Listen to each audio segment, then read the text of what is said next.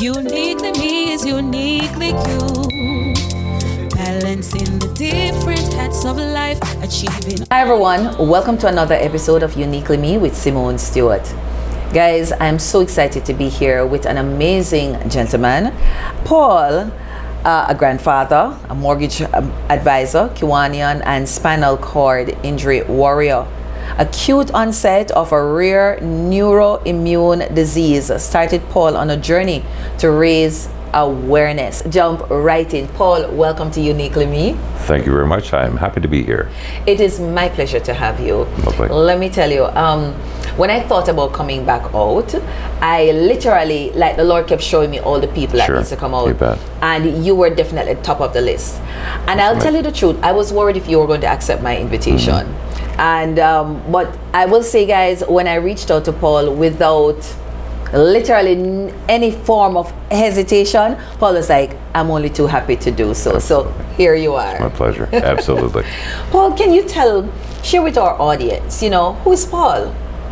Well, Paul has changed and had many varieties of who Paul is. I was a family man. I have 3 children from a previous marriage. I've grown to love life in different ways as my life has gone through. I've grown to appreciate life and what has been given to me even more as life has gone through. I'm a grandfather. I have 9 grandchildren. I know, right? For many years I owned a construction company where we built and designed and built houses and did all sorts of things, renovations and things like that. And my life basically got changed 6 years ago when a spinal cord injury, which was rare neuroimmune spinal cord injury, put a lesion on my spine and stopped my walking within 30 minutes of a normal morning. Became the end of walking. But something, what it did do for me is it says, we know what's broken, let's see what is working and the Lord's given you, and keep walking. So that's pretty much who I am. Yeah. Well, it's that we want to dive into the various aspects of Paul. Sure. I want to know about the Paul the teenager. Let's talk about Paul the teenager. Paul the teenager. Okay. I love cars. I'm sure I drove my parents a little around the bend. I had loving parents and people that cared. I had 4 siblings. We were a little estranged as teenagers, as families sometimes are. But by the time I was about 16, I wanted to fly aircraft. So I went out to the Brampton Flying Club and I worked on the flight line. I used to refuel airplanes and stuff, and for that they give me flight lessons, which got me my pilot's license. I went to school. I can't say every day I enjoyed school, but I continued on and got my diplomas in high school and college, of course. And I had a lot of different friends. I liked sports. I was on the football team and played many different sports and things. And but that wasn't really a great include for me. I always wanted to be in the sky, but and drive cars and have some fun with that. So pretty standard for a teenager's point of view. I'm listening to you, and mobility seems to be what characterized your vision. And if you ask me, I think mobility seems to it's going to be the underlying theme of all of what we're talking about here today. So Paul, let's start out. You said you wanted to fly. So you went to the Brampton Flying Club. Flying Club. And you decided, is it that you volunteered? No, it was a job. I worked there, and I worked several jobs, and I was also in my father's business. We did appliance repairs at the time, actually, and installations and things of that nature. That's what got me started. So I went out there, I wanted to fly, and it was one of those things, you're just looking at the aircraft, and the job came up working on the flight line where you pull planes around, you refuel them, check their oil. I mean, why wouldn't you want to do that? As far as I was concerned, I was in my element. It could be pouring rain and I didn't care. And with that, they paid me, but I put my money and stored it up so that I could get flight lessons out of it, basically. And that's how I got my pilot's license when I was 17 years old. Wow. Yeah. At 17. I think there's a message in there for our young people that you can dream big and you can go after your dream. Wouldn't you agree, Paul? Absolutely, yeah. And don't let anything stop you. I mean, and focus on it, and be realistic about it, but focus on it. Exactly. And just keep walking until you get it. And so, simple as that. Yeah. Share with us some of the things that you did as a pilot. Well, as a pilot in the early years, I used to fly short-range flights going to Ottawa and places like that in single-engine aircraft. And then I graduated into multi-engines, two-engine aircraft. And that was before I met my wife, so I was challenged to say I'm going to get in the airlines. So I went up north and I flew in the bush for a little bit and took medical supplies to people and also helped people come out who were ill. So that really enlightened me too. You know, it was a giving. I wasn't only doing something I loved, but you're actually giving something back at the same time, not even realizing you were going to do that. And then I started flying short charters across parts of Canada and into the United States. And then I met a woman that I fell in love with, and children started coming, and the problem was when you're a young pilot, there's not a lot of money.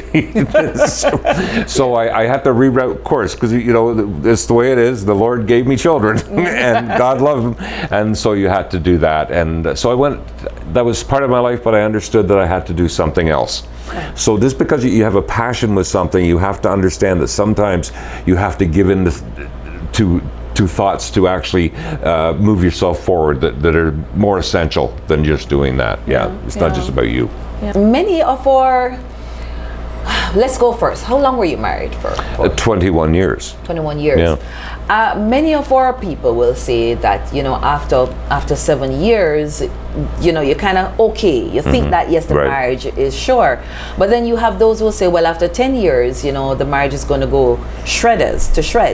But you were able to stay for 21 years. Yes. What was it that kept your marriage together? Well, we had the children. We had a decent life, you know, and we shared the business together. I think we did too many things together. I was always self-employed. I've never worked for anybody more than 6 months in my entire life. That's all about creation, and that doesn't necessarily mean that's a good thing. Sometimes it's good to have that paycheck coming in on a regular basis, because there was times when it was a bit tight in the early years. But we worked together, and we were sharing a common dream, and we were looking after our children and the community. We were very much part of the church community, and we started youth groups and things of that nature. So do a lot of giving back to the community, but a lot of decent times. We didn't always agree, though. We sort of we rubbed sandpaper at times. So that was what happened as time went on. If you had to give advice to a couple, right? That's let's say those who are about to get married. If you had to give advice, what would that advice be? Well, you know, people say when they get married because they're in love. And there was a story I have when my daughter, my now son-in-law, came to me and asked me if he could marry my daughter, which was something that took me quite aback, because I thought he was coming to ask me if they could move in with me. But he came and he says to me, I love your daughter, Stephanie, and I'd like to marry her. Do I have permission? I says, you love her? Yeah, that's great. I says, do you like her? And he said, well, I love what, I says, no. I says, love comes. Do you like her? Do you like everything you see when you wake up? Do you like what you are when you're walking down the street? Do you like her? Does she like you? And he goes, yes. I says, then you have my permission. Oh. And that's, I believe, is true. And although you think you like people, maybe you're not as understanding about what that commitment is as you could be. And remember, I was only 23 years old or so, and I thought I was grown up. I knew everything. Oh my God. What's the difference? So, you know, help us to understand, because that's very powerful. Love versus like. Yeah. Why is it important to like? Well, it's people say, you know, it's about being soulmates or soul partners. It's about understanding and having the same basic ideas of where you think life is going. You have the same ideas of your belief system in life. I think it's important that the two of you share that. I think it's important that the two people share that commitment to their journey, that they understand, that they laugh They laugh a lot. And if it's not fun, then it's just not fun. You know what I mean? And that doesn't mean it's hilarity all the time, although, you know, we are pretty funny people. But that doesn't mean it's hilarity, but it means that you have to have a commitment, that you understand that that this is what you want to get out of life. And if that candle burns dim, then you know, it just burns dim. I've met Brenda in my second life, and if you want to talk soulmates, I tell you, I think I found that. So I'm happy you're going there, because that's kind of where I was going, because I noticed you said my first wife versus my second wife. Yes. What happened? What happened? Where did the space come for a second wife? Second wife, well, it was a few years actually, and my wife and I split up, and I looked after her, the kids and everything, and so did she. You know, it was amicable. It was amicable. We still like each other. And then it was just a daze, basically. It's like, where are you going to go now? I don't know. You committed this life, and she wanted a different journey, and she took that. And there's nothing wrong with that. If that's what you want to do and that's your commitment, then that's fine. And I didn't necessarily want a different journey at the time. So I'm sort of sitting there like deer's eyes in the headlights going, what do I do now? But, you know, like or love comes along in the least expected places. And I happened to meet Brenda. It was just at a restaurant type idea. Tell us about it. Tell us about it. I'm sure you want to hear, guys. Yeah, and it was a while down the road, and we met in a lovely. Really, it was a club really that we were both went to periodically, which was nice. And it wasn't a dating club or anything like that. It was just a club where people socialized. And we met each other, and we got along. We had the same humor. We also were the same age. So now you're in your 40s and so on. So life's a little bit different by that stage.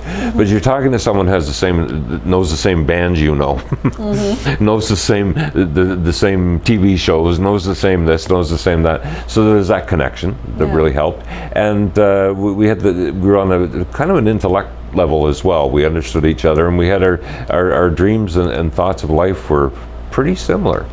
So it was fortune, and I don't know if it was fortune. I don't think so. I believe that I was directed there, and I think she was directed to me.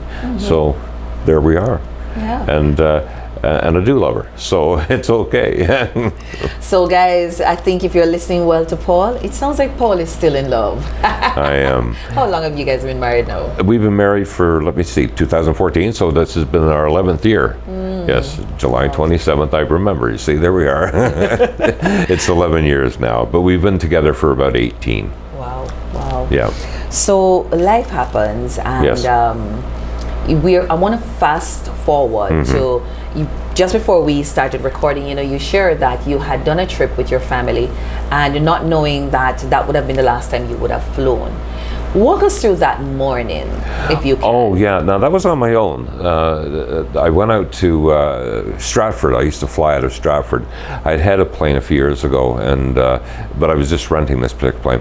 And it was a decent morning, and you always look up in the sky, and you can pretty much tell after a period what you're going to come up against in the skies. And it was early in the morning, and I was going to work afterwards, so I always used to get about a 7 o'clock flight, so I picked up the plane. And everything was just clicking in that day, and it was April the 25th, 2019. Did my circle check, felt good, the plane was in good shape, fairly new, had a good electronics on it. So off I went in the wild blue, and flew over Stratford, went along the Avon, saw the theater, looked down at pictures of that, and then headed out to Goderich, where I landed and had some breakfast, because there's a little like flying pan there, it's called, at the end of the runway, and you just park your plane. And you go, it's kind of fun. And did that and flew back. There was a bit of bad weather. Had to go to instruments and landed the aircraft. When I piled out, I thought, that was a good flight, you know. But I knew how to go from looking to instruments. And you believe your instruments, like you have to believe in yourself. And I didn't realize that would be the last time as I walked away from that flight. That would be the last time I'd ever pilot an aircraft. Yeah. So tell us, continue the journey. What happened? Sure. What made it your last journey? Everything was still the same, basically. I came from that, and I worked. I had sites that I was working on for quite a bit, and then I'd go to the gym. I went to the gym 4 days a week. I was always fit. I liked to be fit and healthy. Took vitamins that I didn't even know what they were for, but I took them because so I took the vitamins. But everything went along fine. I was getting a little twitching in my leg, but wasn't really concerned about it. And then on May the 25th, 2019. I came downstairs to make some coffee. I'd always make coffee. It was a Saturday morning. And I came down to make some coffee, and I always took a cup up to Brenda, obviously. And that morning, as I was doing that, I got a tingling in my right foot. And it was just a vibration, like in my right foot. And I thought, oh, geez, that must have been because I was working on my legs the day before, in the gym as you do. And I tapped my foot, and that's odd. So it started moving up. And then there was like pins and needles in my leg, and it worked its way up very quickly to the top of my leg. So I went upstairs, and I remember I was going up the stairs, and my left foot was flopping on the stairs. I couldn't control it. It was just flopping. I remember thinking to myself as I looked down at the kitchen where I was going up, is this the last time I'm going to be able to walk upstairs? I don't know why that came to my mind. So I went to the bedroom, and I said to Brenda, what was going on? I said, this seems something difficult. I said, but I'll lay down for 20 minutes. I had some work to do, and I'll get up and I'll be able to go. Well, 20 minutes, she got on the phone and started talking to a nurse practitioner. And about 25, 30 minutes went by, and I went to get up, and nothing. I was paralyzed. I couldn't move my legs. And so I said to her, you better turn that phone call into an ambulance, which she did.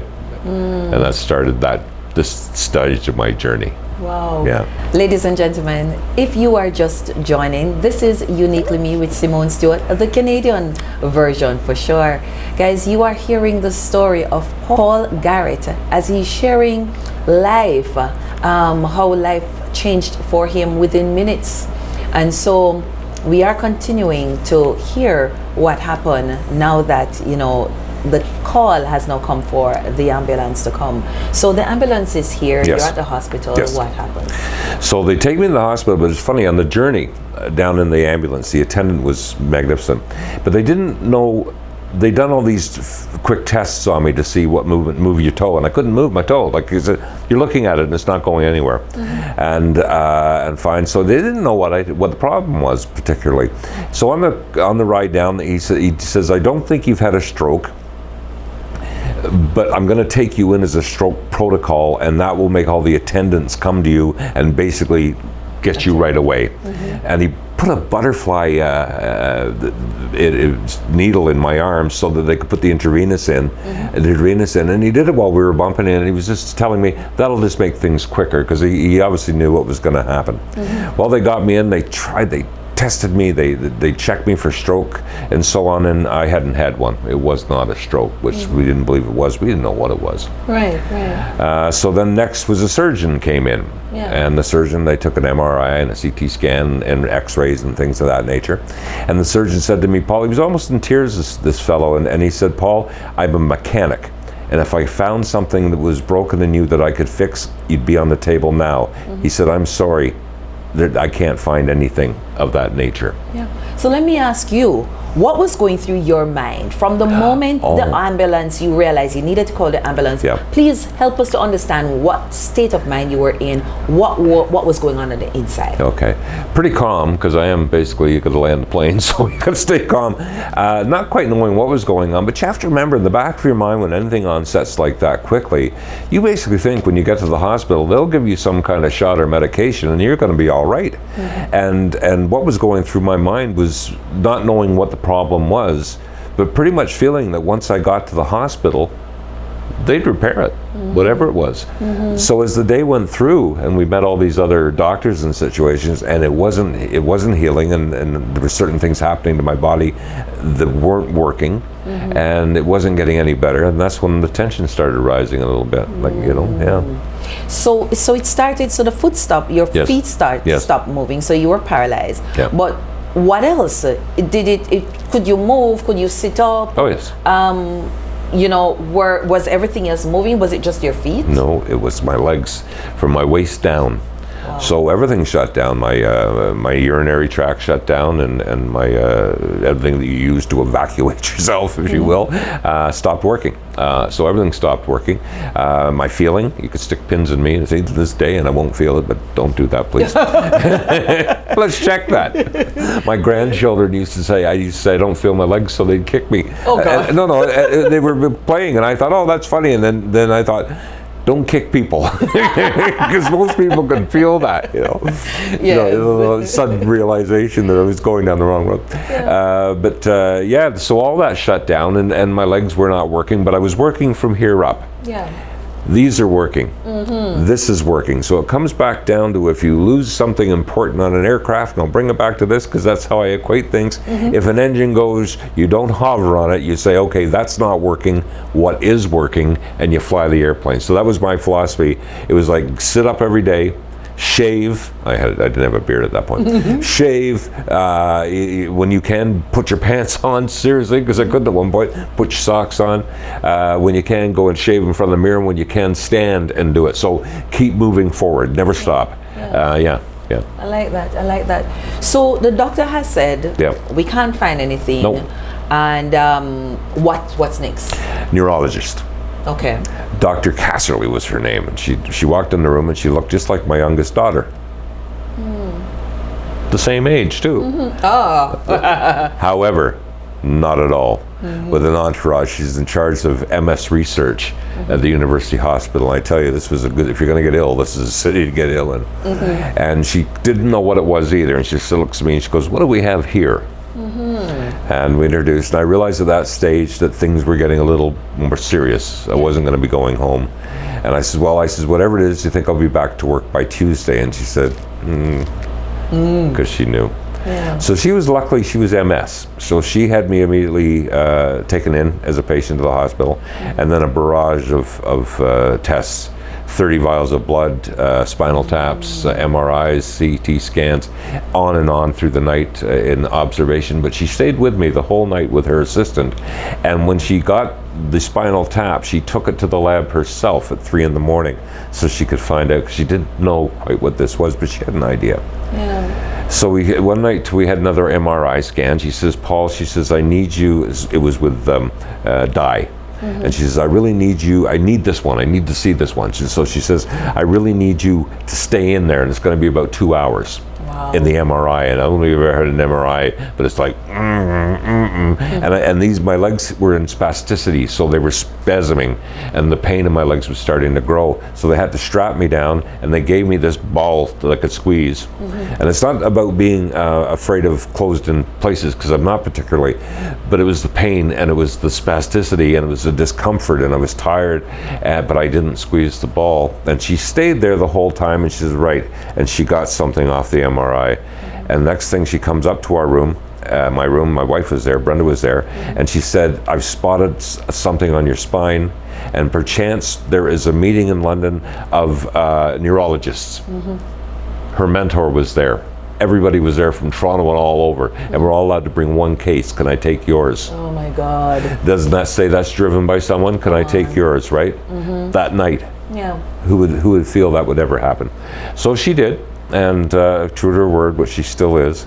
And she took it there, and she came back, and she said to me, well, we've ruled out Guillain-Barré disease, which is another malfunction in your spine, but you usually recover from it, but you can become totally paralyzed from it. And some of them said it was a 50-50, some of them said it was a spinal stroke. She said, but if you had a spinal stroke, you wouldn't be able to move anything down there. And I could still move this leg somewhat. And she says, so I think it's transverse myelitis. And of course, I'm sitting there, and Brenda's sitting there, and we're going, the what? Transverse the who? Well, she explained, transverse is across, and myelitis is the myoline. So at the lower part of my spine, from C9 to conus, there was a lesion, and it opened up, and it had opened up the myline that protected the nervous system from the fluids in your body. So literally the fluid got in and short-circuited me. Short-circuited my spinal cord missions, basically, to getting to where they're supposed to get to, so I can utilize. So that's what that was about. Wow. Took 5 days to find that out, but at least we got a now have a diagnosis. Yeah. Yeah. But nobody else was thinking it was that. So we were, see how fortunate we were that she came into our lives. Exactly. Just happened to be on call that night. Yeah. Yeah. Oh wow. Yeah. Wow. I call it, Paul, reasons, seasons, lifetime. Yeah. That people comes into our lives, guys, for reasons, seasons, lifetime, and it doesn't matter what aspect of your life. That's just how I characterize my encounters with persons. Yeah, Reasons, seasons, lifetime. So now that they've found out what's wrong, it's neuromyelitis. There you go, transverse myelitis. Transverse myelitis. I didn't learn that for almost a year, by the way. But now I've got it. It's transverse myelitis. Well, that's great. So you have a diagnosis. So then they started me on steroids with the drip steroids, because that's the immediate thing, because you have to stop it, arrest it, and then hopefully feeling starts coming back. Right. And it did arrest it to an extent. Spasms were ridiculous. My leg was kicking, etc. But here I was. You got to remember. Here I was 3 days ago. I'd been at the gym. 3-4 days ago, I'd been at the gym. Now I'm being hauled up out of a bed with a crane, basically, to get me into a chair. There was no way I was moving. And it was just like that. Your life was changed. But you had to accept that. You're going, okay, that's where I am now. Still a bit not quite understanding what this was, and still thinking, okay, well, we know what it is. How do we cure it? Right. Well, steroids was it, and physiotherapy. Now with transverse myelitis, there's three possibilities with it.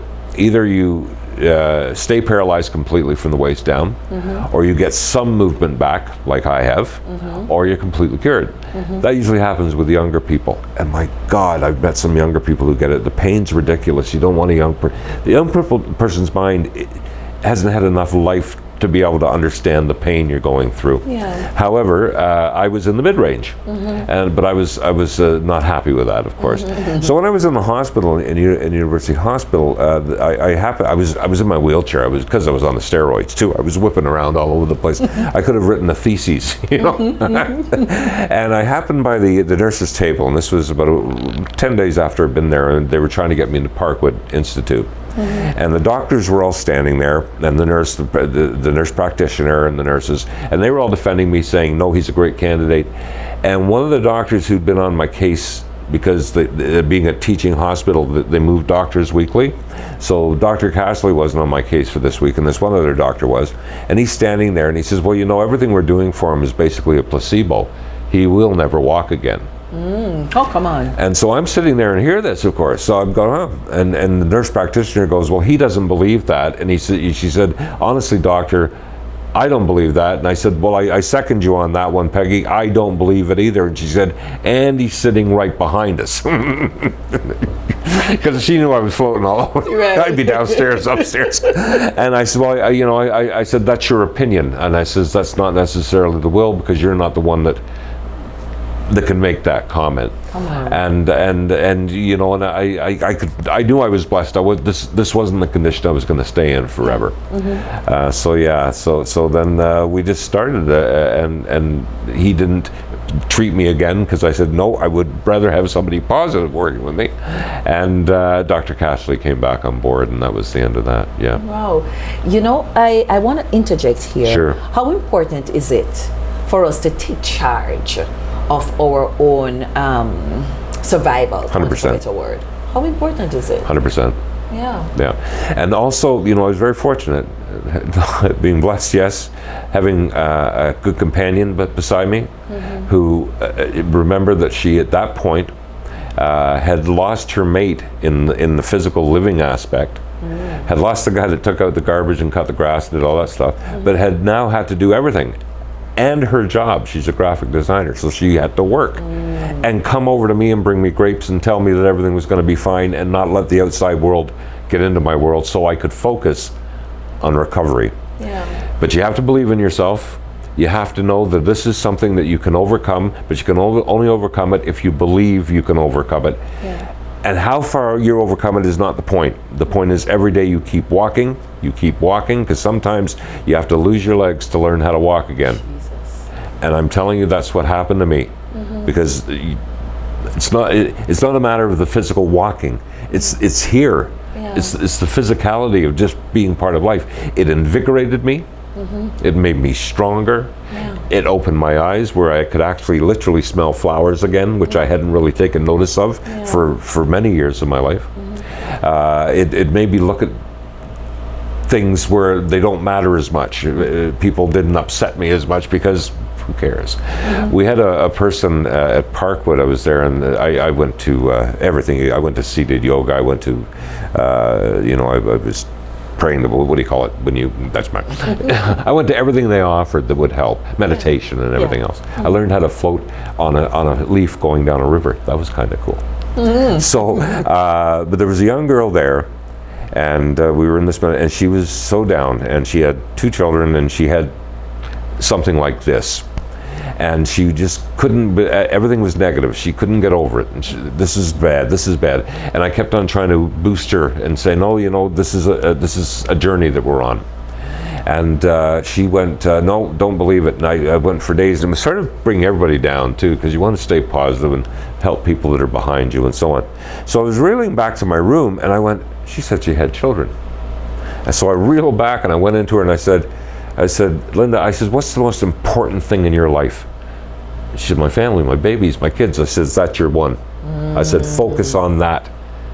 And you know something? She stopped complaining. I'm not saying, somebody told me to tell her that. Because she started focusing, and she got better. Oh, wow. She didn't have this, she had something else, but she was able to say, and she'd say to me, I went to this today, and I did this. Sometimes you have to just be there for people, right? Wow. Yeah. Guys, I really hope you're listening. I don't know about you, but I know I've gotten a glimpse of your story, Paul, but I don't think not so in depth as I'm getting here now. And so guys, maybe you're going through a situation and you're thinking that this is it. You have thrown the towel in. You want to hear nothing about hope. Well, let me tell you something. You are watching this episode in particular for a reason, because hope is still alive. So, Paul, you mentioned Parkwood. I mean, many persons don't know what Parkwood is. They don't. If you don't mind share with us. I certainly can. What's Parkwood? Well, Parkwood is a place that I used to drive. It's a hospital that I used to drive by at one time and thought the garage was the building, until I got transferred from hospital down Richmond Street, looking at the back of an ambulance, again thinking I'll get to this place called Parkwood and they will repair me and I'll walk out within a couple of weeks.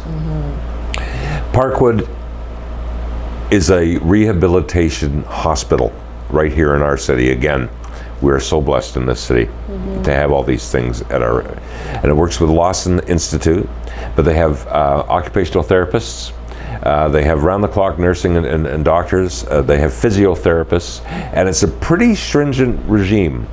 And when they got me there, I was transferred in. At that point, I didn't have a wheelchair or anything.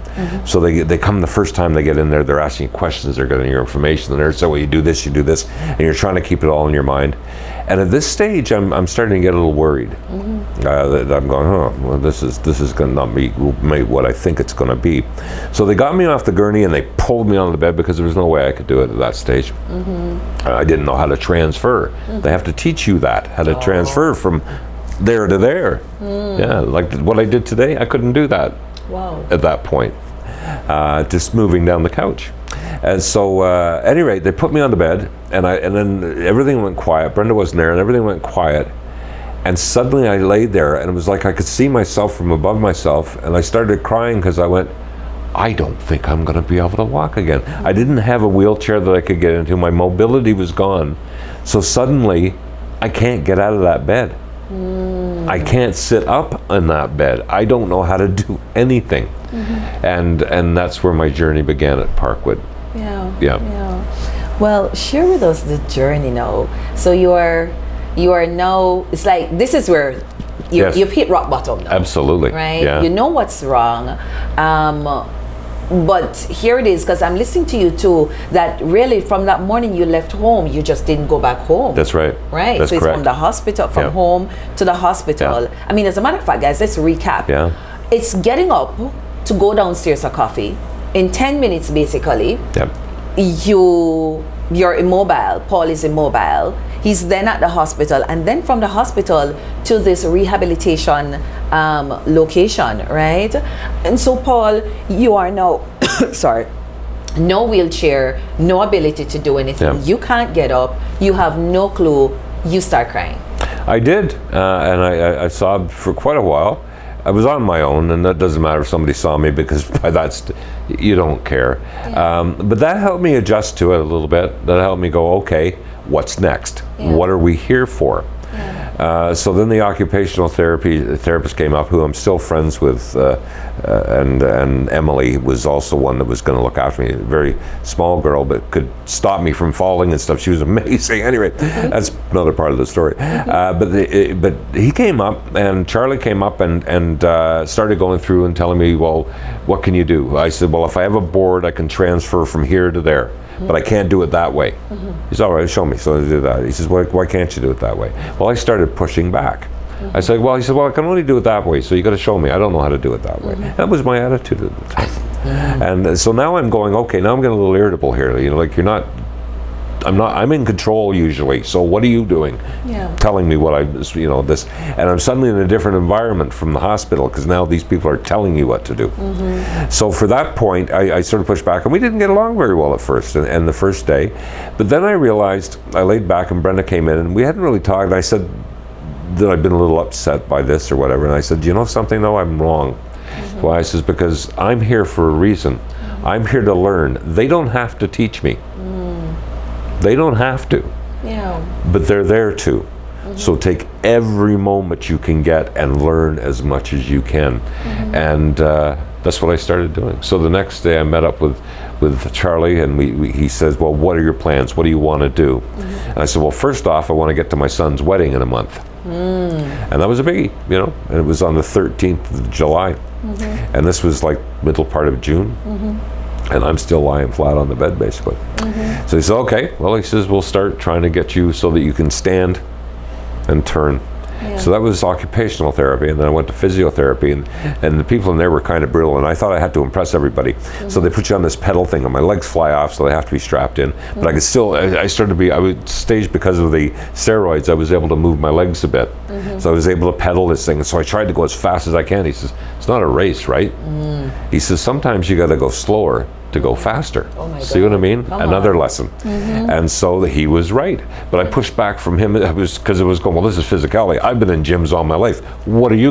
Well, I'm totally confused, because I'm not there to learn how to exercise.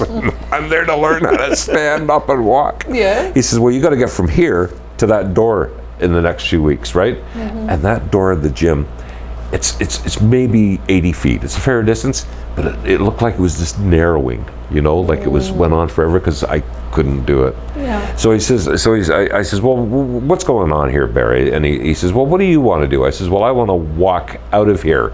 He said, then never say you can't do something, and just do what I tell you, and just give yourself. And I says, I'm giving in, whatever everybody wants. And I did. I bought into everything. I was like an Echo man. They had me in suits. They had me in these traction machines. They were electrocuting me. But these spasms made my legs work, you see. It was quite amazing. That's what Parkwood does. Yeah. And they lift your soul at the same time, which is pretty cool, yeah. That's sweet. It speaks to the people that's working here absolutely. too, because like you said, and I think nothing is wrong with you having a bit of an ego for your first day, right? Because this is you. Yesterday you were a pilot. Yeah. Yesterday you could do what you wanted to do, but here it is this morning, or today, so to speak, figuratively. Yeah. You are at everybody's mercy. Absolutely. Right? So that ego will kick in. And I want us to talk a little bit, before I go back to my other point, about this matter of ego, managing our ego in the midst of shame and pride. Yeah. Well, once you've been in the hospital for a while, you get pretty used to being exposed and open to everything and so on. I don't have a problem with that particularly, and I guess I'm blessed that way too, because everyone has an ego, but I know when to stack it in the cupboard and say, okay, don't utilize that right now. And I know I still have an ego. Everybody does. But that period of time, I thought these people have something to teach me. So keep it to yourself. Learn. you're back in school, just learn. And but I still dreamed I would get back flying again. You put that on the ticket to do, but that's okay to do that. Yeah. That's okay to dream that way. Paul, I'm sure somebody, if you're watching, guys, maybe if you are thinking the same thing I'm about to ask, put it down in the chat. Where did you find such strength? Oh, I don't know. It was given. I know my mother always said she lived through the Blitz because she lived in England and they got terribly bombed. But she said, I survived the Blitz, and she was a tough girl. Yeah. But our life, my younger life, wasn't an easy life particularly, and I don't want to go into details about that particularly. But it wasn't an easy life. Mm-hmm. So you were always at the mercy of people either bullying you or doing something of that nature, that you had to become strong. Yeah. And if you don't become strong, then you'll be at a loss in life. And I decided to be strong rather than not. But I think this is who I am too.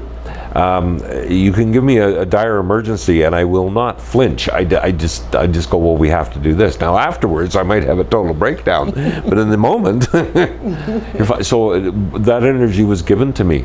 Yeah. That's something that was placed inside me. I think I earned it, I guess, some ways, but it was there. Yeah. So you had a goal. Yes. Of a month for recovery, and that recovery was that you were walking out of Parkwood because you're going to your son. No, a small recovery. Okay. Oh, not walking at all. All we had to try and teach me to do was stand, turn slightly, and sit in a car. Wow. Well, my dear wife had to take my wheelchair apart and put it in the back and all this. So what I had to learn to do was stand and be able to stand, and then move my legs slightly to turn, and then sit in the car. And that was what that first month was for. Yeah. So I had two people, and I would be standing, and they would help me stand, and then they'd say, okay, sit down. So you had to learn, and my strength was coming back a little bit. Yeah. And then you stand there, and there was two people. There was two nurses, therapists that were on each leg, and they were trying to keep it exactly how it should be. And we did that for probably 2-3 weeks until I could actually stand up on my own. Wow. And what they were doing was they were teaching my brain to communicate with what was left down there. My nerve ending, I'm in tremendous pain all the time. It's the way it is. You're about a 5 to a 7 constantly. Right now I'm sitting about a 6, right? But talking to you, I don't feel it particularly. Okay. That's how this works. I can go up to way over 10 at nighttime and so on. So you have to cope with that at the same time, and the spasticity. But they taught me how to communicate, and all the pain is, my point behind that is the pain is your nerves trying to refire. They're trying to heal me. They're trying to figure out what to do next. Yeah. But they're doing it a million times a second. And that's what they did. And then they gradually taught me to turn, to get the walker and turn, and then turn, and not take a step at this stage because I couldn't do that. Yeah. Just enough to do that slightly. Yeah. And that's what the month was, so I could get in the car and go to his wedding. And Were you able to? Yes, absolutely we did. Wow. We got down there and we stayed. And blessed again, tell you, my sister was there, and my niece was there from Calgary. And my sister came in. She had spent the week with my niece in Calgary, and she came to the wedding, which was lovely. My oldest sister, she was lovely.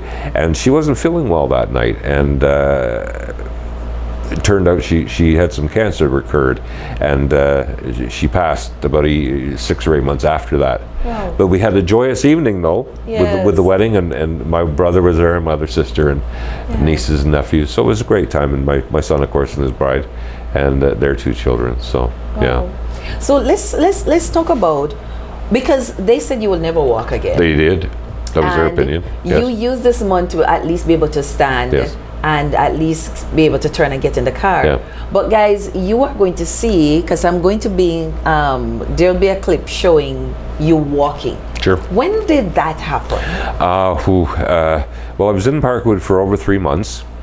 It happened slowly. So they teach me something every day, and I'd be in the physiotherapy, and it's stand up, okay, sit down, okay, without touching. You're going to be able to stand up. But now turn, grab the walker. Turn, grab the walker. Okay, now let's take a few steps.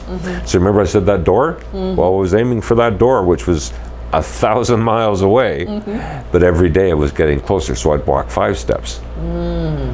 Truly. And then occupational therapy taught me how to put things in a cupboard, taught me how to fold clothes. When I'll ever use that, I don't know. But did that, and then how to put them in a cabinet, how to stand at the sink, how to get something out of the fridge. So you have occupational therapy teaching you the practicalities of getting back to life. And you'd stand there and you'd play these games with wooden games. You know how you spin the little discs over here and then you put them back? Well, that's how they taught me to stand for periods of time and do things. So it was this process. And then the physiotherapy would have me in different machines and different apparatus and treadmills, which they had you strapped into, and they throw things on the treadmill you had to try and avoid. And over a month or so, you gradually could walk 5 steps, you could walk 10 steps. And after the 3-month period, it took about that time, I could just about make it. I could make it to that door. And I could, and the other thing was I had to go upstairs. So we just gotten it before they released me. I had to go upstairs. So they taught me with not a touch assistance, but how to go upstairs and come back down them, because our house at the time had stairs. And so that's it's a slow process. But what they were doing is they were teaching my mind how to, and isn't the body a wonderful thing? It is. I relearned how to communicate with legs that weren't communicating with me. I still don't know where they are. It's called lack of proprioception. And that means you don't know where they are and you can't feel them, but you can think them through. Now, if it gets dark or something, I'm sort of going, okay, where are they? I do that. If I get up in the night, I'm going, okay. But you get used to that. And so it was a progression. It took time. It took time and patience. Patience on everybody's side. But boy, do they know what they're doing. You know, So, you know, Parkwood. Oh, Hail Parkwood. So, Paul, we want to talk about, is this the immune? Neuroimmune. Right, the neuroimmune system that, it's a disease, actually. It's a disease, exactly. Right. It's like MS. It's a cousin of MS. It's lesions, because MS is lesions in the brain and the upper body. This is lesions on the spine. On the spine. And so you have begun raising awareness to this. Quite right. From the time, yes, go ahead, please. So is there, because it's the first I'm hearing about it, but you started to raise the awareness. What are some of the things you're seeing since you've started to raise this awareness? Well, you know, basically raising awareness just means to get out there and raise your own awareness. And you happen to get, people come along the way that are enlightened, or they enlighten you. When I was in the hospital, we started something called VIP for SCI, which is VIP for spinal cord injury. And I was always of the belief that you have to pay back everything you're learning as you move forward. So everything I was learning as I was progressing in Parkwood, new people coming in, I wanted to make sure they knew what was going to happen and how, and that would help them. So we set up a platform with Charlie and others whilst I was in the hospital to help them internally, because he came up, he says, "Do you want to work on a project with me?" I'm going, well, going anywhere. So and we had a lot of fun, and we put this program together. And then I started working with Lawson Institute, which is the scientific end of it, who are always researching things of this nature. And we were on many committees, and Brenda was as well, and we came up with a lot to do with surviving this kind of a life-changing issue. And we're still working with that. What do you want persons to know about this disease? I want them to know that it's a real pain, but it's not the end of your world. And it isn't your world at all. And with anything you have, listen, in Parkwood, you think I'm not bad off at all. There are folks. There was a chap. He was 6'5", and he slipped and fell trying to help his friend shovel this driveway. Broke his back, and he became a quadriplegic like that. What message is there? And this was a strapping big man, and he couldn't barely move this finger anymore. And his life was going to change, but he had a great attitude. We became fast friends, still are. And I believe the same. But I and I know he said, well, somebody else is worse off than you. Well, it's true. But he accepted what was still working and appreciated that. So you got to accept what's still working, and you got to have faith in yourself. Have faith in you, and have faith that you've got somebody to guide you through as well. Having a partner is a good thing, mind you. I can't express that more, but we help folks that haven't got partners too. So I see you're driving, so you're able to drive and that kind of thing. You can't, as you said, you can't really feel your foot. No. But how are you able to drive? Well, if I was just using my feet, the only thing I could do would be is to go fast, because the one foot would just press the accelerator and boom. So I don't use my feet, is what I'm saying. Because I can't, I'd just be going, oh. Because although I can move it, you can't see down there, right? So how about getting it from there to the brake? And the timing is slow, right? Yeah. Or the foot might go under the brake. Yeah. So they tried and said, how can you do? So the instructor right off the bat said, hang on, I'm getting the hand controls out because there's no way. So there's hand controls. They're fairly simple. They attach to your brake, so you push forward for braking. And then you pull back, it's hooked up into the electronic system of the vehicle. Yeah. When I get in, I start the car, I push a button, and now it's engaged for me to drive it. And basically, instead of using your foot, I'm using my hand. Acceleration, push forward to stop. How easy is that? How it's easy even is quicker. that? Just like that. And just like that. And when, mind you, you have to qualify to do it. They teach you how to use them so that you don't just, And you can buy this equipment. It's ridiculous at Amazon. And I'm going, don't. Like, buy one from professional. If you ever have this, get a professional installation. But it took me about a year before I was ready to do that. But it started my life all over again. I had journey. It wasn't just a wheelchair or a walker. Now I had a vehicle. I was back out there again. I rejoiced. It was like, yes, Anyway. Ladies and gentlemen, let me just interject here to say we are filming here at the Marriott Residence Inn by the Marriott, by the way, guys. If you're looking for a location where you can vacation, you need a weekend, it's all inclusive if you ask me in terms of the setup, guys. So they do have tea and light breakfast downstairs, but inside your room there's a stove, there's a kitchen there is a nice family area. Absolutely the place you want to be at. So if you're ever in London, Ontario, and you're thinking of accommodation, the Residence Inn by the Marriott is the place to be. So Paul, we are talking about life you have started over. Yes. And there are some things, because I met you not through your illness. I actually met you through you being a real estate broker. A mortgage broker, yes, that's right. Right, that's a mortgage right, yeah. broker. So there is the mortgage broker, there is the pilot that is still there. Yeah. Guys, big on the list is the head of Kiwanis, Yeah, right? at this time, I'm the president of Kiwanis of Forest City, London.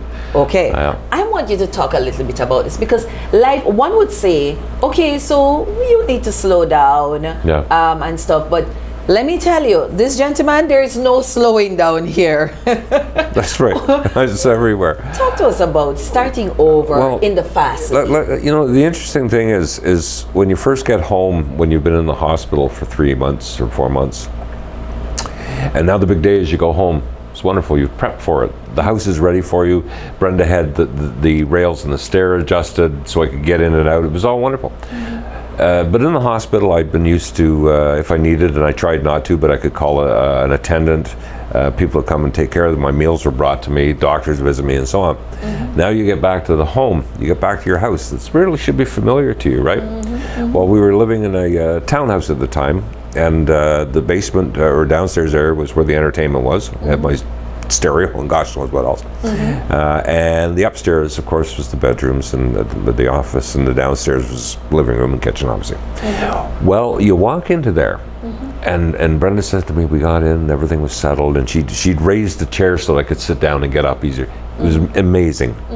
But anyway, she went back and she says, I got to go back to work. So she was at the top. I said, fair enough, I'm good. And I remember looking out the back window and thinking how quiet it was. It was silent. There was no hustle bustle. There was none of it. And I realized that my familiar surroundings were very strange to me. I couldn't go downstairs on my own. I could not get up those stairs. I could barely use the washroom if I could at all. And because I needed to do other things to do that now. and it was just I couldn't get up to get a glass of water. It was not home anymore. Yeah. And so I said, well, I got to do something. So I just started working, taking back over the working with our finances, taking back over doing the phone calls, making sure things are organized for equipment and stuff of that nature, which Brenda had done also. And get involved. I got involved with the Spinal Cord Injury Ontario. I got involved with the Siegel Rare Neuroimmune Association, which I actually head up the Canadian chapter of that, which this is what I was getting at with this. So that's before I got back into business. This connects with people that have things similar to what I have. Okay, I was on the Southwest SWAC, it's called Southwest Executive Committee for the SCIO, and a peer mentor. So what you do is people that have an issue or something like this, they call you. It's like to like. So you can talk to them, you understand them, and you get people to communicate. Yeah. So that was the first step to giving back. But I thought to myself, I have no problem with that, because if I talk to people, then maybe I can better understand it as well. And I didn't see it as being something that life had taken away from me. I saw it more of something, okay, what can I do with life next? And it just built. Simone, it just built. It started with doing that, and then we moved because the townhouse didn't work, so we moved into an apartment that's spacious, but I can get around fine, and it's underground parking, and I can get in and out of the van, as you saw me today. And then I thought to myself, I'm sitting out at we're overlooking a beautiful park. You see all the season changes, and I was looking there. I said, well, I can't not do anything. So I decided to go back to school, and I got my mortgage license, my mortgage agent's license, and I started calling people to do with getting mortgages and houses for disabled people, for people with accessibility problem. And yeah, that meant something to business, but it also meant something to say, how do we do this? Well, don't I meet a woman, lovely woman, by the name of Peggy Stewart, who is a real estate agent in town. And we were connected not for business, but about accessibility, and business, but accessibility. And she happened to be the #1 guru for accessibility in Canada almost. She was on every board, and she trained me, and she gave me all this information and connected me with people. And that's how I started dealing with accessibility issues and dealing with people in the community in other ways. And so how did I start changing? It just, the motion, and I think you know me well enough, the motion just started moving for me. And then I go, oh, we should do that. And so we did, and I got that, and then she invited me to come to a meeting with Kiwanis. Well, it was, I didn't go to a meeting because it was COVID. So we did it online. And I loved her, I trusted her so much, and she was such a dear friend, that when she said, I think you'll enjoy Kiwanis, I pretty much joined because of that. Because she never guided me wrong. And she was right. Wow. And it was funny with the story with that, though. I joined, and for the first month or so, they didn't give me anything to do. So I called them up. I says, well, it was COVID too, there wasn't much. I called them up, give me okay. And now I'm president, so be careful what you call up and ask for, right? It was only a few years ago. But I enjoy every moment of it. It gives back to the community. Our whole thing is about nurturing families and children, because you can't nurture a child without nurturing the family. Right. And it's as simple as that. So I really want you to talk a little bit, because we've always heard about there's Kiwanis. Yes. There's all these different clubs, and sometimes we think they're for the elite, so we just, most of us just stay away. But my encounter with you, Paul, has allowed me to see that, listen, Kiwanis is where you need to be. If you're really conscious about giving back and about the needs of others and looking for how can I truly contribute, here is a place. And if you're worried about the place, I'm telling you guys, the people, I've gotten a chance to interact. I got a chance to join with you along with the overall you met the governor, Pamela right? White, from Jamaica, and we walked through Victoria Hospital, and what I saw, guys, I saw community. I saw a group of people making a difference. But I'll also tell you, I saw this man leading that charge. And so, Paul, help us to understand Kiwanis and give a plug for those persons who are here in London, Ontario, connecting, finding purpose? Well, you know, Kiwanis has got a goal, and most other service clubs also. The key is to raise awareness and to help, or to give a hand up, as I say, not a handout. It's always a hand up. Well, with Kiwanis, what you do is we deal with many organizations in town, as we mentioned, Possibilities Project through Parkwood, Marymount Center, Arcade Missions, Rotham Center, all these people, which we donate funds to every year. Yeah. Everybody needs more, and we do, and we try to get the little community centers. And so what we've done in the past 2 years, instead of just sending checks out to these people, and you can't just do that because that's not service. Service is being in the community. Yeah. Because you don't only have a situation where you need to give them money or give them, you fuel their cause, because what we do is we donate funds to them. We don't know where to spend it. They do. That and you say, they go, well, it's going to go to this. I said, wherever you want it to go to, that's your call, because that's what you do. So that's fine. But the other awareness you have to do is of them. You have to make the community aware that Marymount's there and they need your help. And these young women and children, they need you. And Rotham, Arcade, all these places, they need you. So that's part of our goal as well. So, and Kids First Day, it's amazing, right? And so we support them, but we also bring them into the community with us, and we go in and we work with them. We show the community what they need, and then we reflect that back to everyone we meet, and I tell you about it. Yeah, that's true. You tell me, and then guess what, guys? We all come on board one way or the other. You have a look and you go, that is something we need. Yeah. And that's human kindness. That's not human kindness, that's just humanity. Yeah. So Paul, what's next for Paul? Well, that's a good question. Which I give myself a limited time to think of, because there's always something next. I always seem to be coming up with something else. Well, that tour we took of Children's Hospital and Children's Hospital Foundation, wasn't that a wonderful day? It was beautiful. And I'm blessed the current governor, the present governor, Pam White, and the next governor's Cynthia Blackman, who is coming in, shares the same ideas as I do. We are going to take the challenge and try to raise $2 million for the Children's Hospital Foundation to increase their emergency room presence, as they explained, and other things. There are other operations of necessity, because I tell you, it goes on always.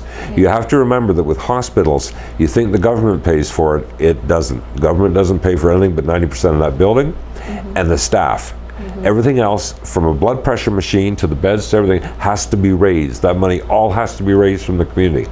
Not everybody understands that. They think, oh, we pay for it in our taxes. You couldn't afford it in your taxes.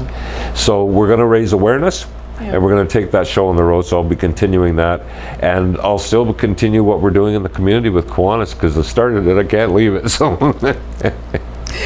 Oh my God. You have some events coming up. We do. You want to share? I would, well, certainly I would love to share. Thank you for asking. Of course, go right ahead. Our immediate, in the next few days, we are going to be ambassadors at the Western Fair. The Western Fair has been around for 160 years. We've teamed up with them, and we have their mascot. We use their mascot, Happy. He's going to be all part of all sorts of things. And he's happy. So we're teaming up with them, and we're sponsoring Kittyland. So there's an amazing area of rides and fun for little ones, aged up to 7. And they get them free. And they can play, and we're going to be right where the barns are, so they'll see the horses. They don't have to walk too far. Grandma can bring them, Grandpa, Mom and Dad, Uncle, whoever, you can bring them. And they're just going to have a fun day on us, back to the community, and say, this is who we are. But we'll also have representatives and saying, this is who we represent.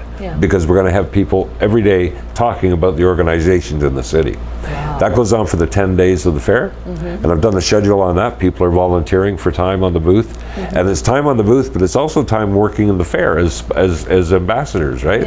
You work on the gate and things, say the washroom's over there. It's all good. But it's necessary. So that's one. And then on the 27th of September, the culmination of our year and all the efforts, we have the walk. I know, I got poof.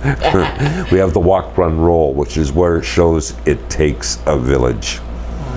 We have over 20 organizations and vendors, 25 all total so far, who will be a part of this. And that'll make like a little main street of organizations and vendors. The vendors pay us to be there, $100. The organizations do not, of course. We're going to have games. We have bouncy castles. We have a marathon around the park. We have, as I was talking about, the mascot. We're going to have hopefully 3 to 4 mascots from the city. Children's the fairyland. Never mind. I can't think of it. Storybook Gardens. There you go. You can edit it. Storybook Gardens. Their mascot's coming. Nice. So we're hoping to get the Knights mascot, and they can have a little race and raise some money. Yeah. So what you got to do is you got to out there and you got to form a team, and you get your team together and you go online. Kiwanis of Forest City, London. You sign that team up for $20 each, and that will all go to the children in this city. And we're going to have a blast of a day. We're going to have an MC. We have a lottery for a $10,000 travel voucher from Elan Travel. And that will be presented at that fair. We'll draw the ticket. There's one chance in 5,000 to win this. The tickets are $10. And all that money, once we've paid for the trip, of course, all that money goes to Children's Hospital Foundation. So it's earmarked for that. And it's going to be an amazing day. We're going to pack a lot of things in the 6 hours. There's going to be bands from the music festival will be playing there and so on. What a community opportunity. Yeah. I'm pulling my hair out, and I haven't got a lot of hair to pull out, but I'm excited about it. I'm overjoyed. Can't wait. Oh, awesome, awesome. Well, guys, I guess you know where you need to be on September 27th. That's the place. Okay. Kiwanis Park. Kiwanis Park. Now, Paul, as we are about to wrap up, I know there is also the mortgage brokerage side to you. And how do people find you? Or do you go looking for them, or if they're looking for a mortgage, do they come looking for you? How does it work? Well, you know, with mortgage brokers, like anyone else, insurance agents, there's not much. There's not a lot of competition.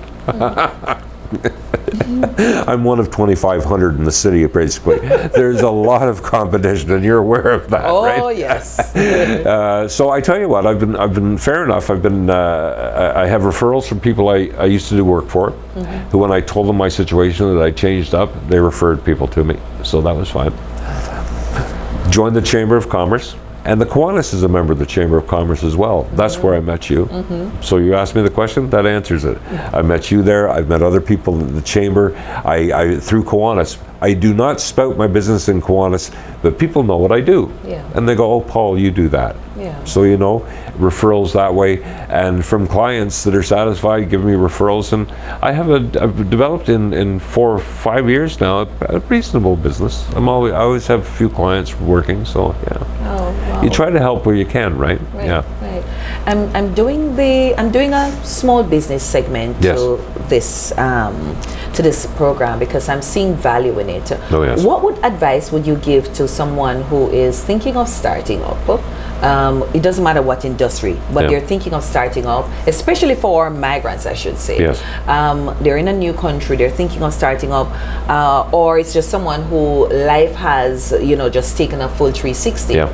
And now they have to start their own business, etc. What advice would you give to them? Get to know the community. Get to know the people that live in that community. Yeah. We're all part of a diversity. Get to understand that. Get to understand what market you'll be dealing with, and stay out there. Communicate. It's not going to just come to you. You have to constantly be moving, constantly talking about it. If you don't want to do that, then find yourself a job. But if you want to have a business going, and you can, and there's success everywhere. I've done this all my life. I know you can make a success out of it anytime.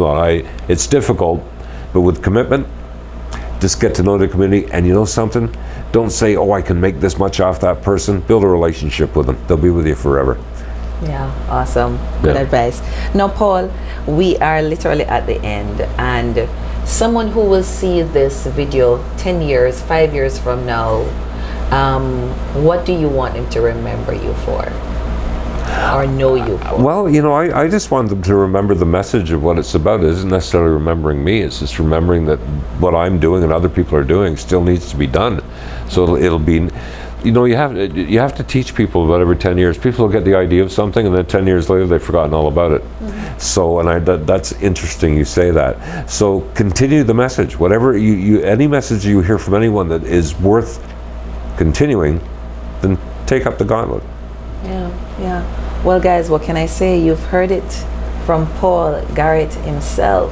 Paul, thank you so much, so Thank much you, Simone. for being here Lovely. and sharing with us. My pleasure. I mean, I have a far better understanding of you, and I'm feeling a lot more connected to you now. That's what right? happens here on my set. Yeah. Well, you're very good at pulling it out, I can tell you, because I'm thinking, do I have to follow that? No, I didn't. You had me remember exactly what I had to say. Awesome. Well, Thank you you so much. Thank you for coming and sharing. My pleasure. Thanks for having me. Ladies and gentlemen, what can I say? Here on Uniquely Me is the place where we showcase the resilience. I usually say yes because the niche of this channel happens to be women, but I always say there are a few good men that we do showcase here. Resilience is the core of who we are as human beings. Whether you're in Canada, the US, the Caribbean, wherever it is in the world that you are, there's still a fight in you. And some of us, what we're looking for is someone who has a voice, someone who's been there, done that, worn the t-shirt, as we would say, and has thrown it away. And so you've heard for yourself from Paul himself, this man is not slowing down. Life may have given him lemon, and let me tell you, there are a couple jars of lemonade that he has since made. So guys, if you are here in London, Ontario, and you're thinking that, or you know someone that, has been going through a difficult time, Paul has given so many nuggets, so many different places to find help. And maybe you may want to reach out to Paul himself. I'm sure you're on LinkedIn. Absolutely. Right? Yeah, so yeah. feel free to reach out to him. And of course, guys, let me know, how did this episode impact you?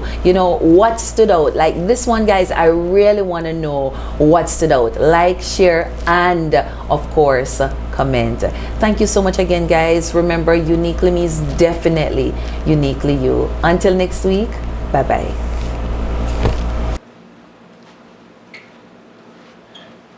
Ready to go. Thank you, Simone. It's been my pleasure. Thank you for tuning in to Uniquely Me with Simone Stewart. Remember, Uniquely Me is uniquely you.